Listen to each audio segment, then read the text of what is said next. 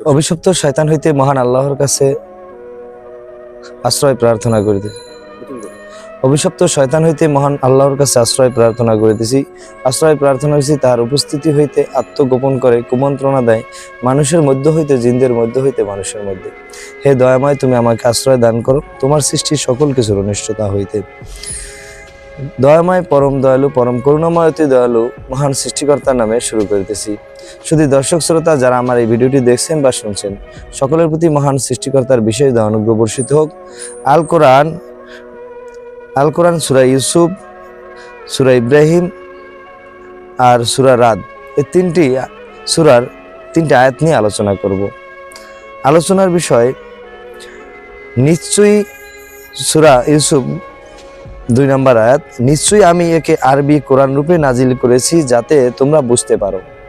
এখন আল কোরআন আল্লাহ আরবি রূপে নাজিল করেছেন।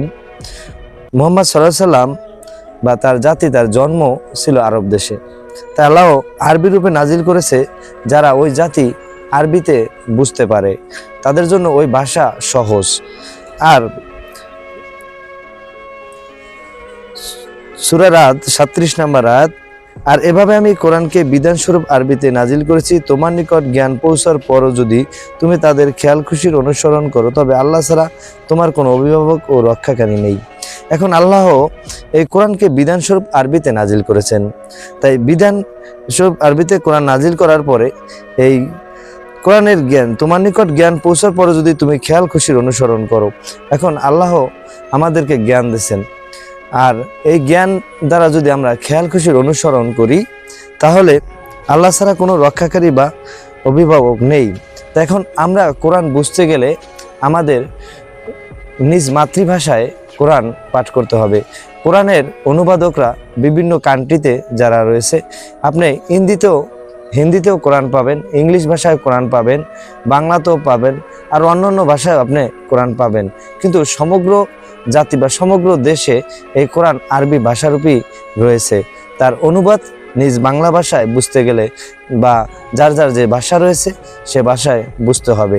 তাই এখন কোরআন হচ্ছে বিধানস্বরূপ আরবিতে নাজিল করেছে। এখন কোরআনের যে আইন আছে এটা বিধান, এই বিধানস্বরূপ আরবিতে নাজিল করেছে। এখন আমাদের যে জ্ঞান দেশে তা দ্বারা যদি আমরা উপলব্ধি না করি, তা দ্বারা যদি আমরা না বুঝি, না বোঝার চেষ্টা করি, খেয়াল খুশির অনুসরণ করি। এখন আরবিতে নাজিল করেছে, আমরা আরবিতে মুখস্থ পাঠ করতেছি, কিন্তু যে কোরআনে যে কি বলা আছে, কি বিধান রয়েছে, এটা যদি আমরা না বুঝি, না মানি, তাহলে আমাদের খেয়াল খুশির অনুসরণ করা হবে। আর এই খেয়াল খুশির অনুসরণ যারা করবে, একমাত্র তাদেরকে রক্ষা করার মতো আল্লাহ ব্যতীত বা অভিভাবক কেউ থাকবে না। একমাত্র আল্লাহ। এখানে খেয়াল খুশির অনুসরণ যারা করবে তারা পথভ্রষ্ট দলের অন্তর্ভুক্ত হবে।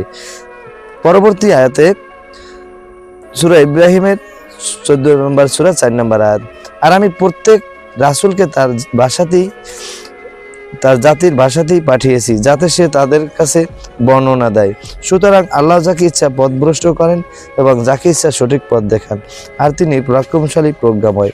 এখন প্রত্যেকটা জাতির ভিতরে, এখন মুহাম্মদ সাল্লাল্লাহু আলাইহি সাল্লামের জাতি ছিল আরব দেশের, তারা আরবি ভাষারূপে ছিল, তাদেরকে আরবি ভাষাতেই কোরআনের শিক্ষা দেওয়া হয়েছে।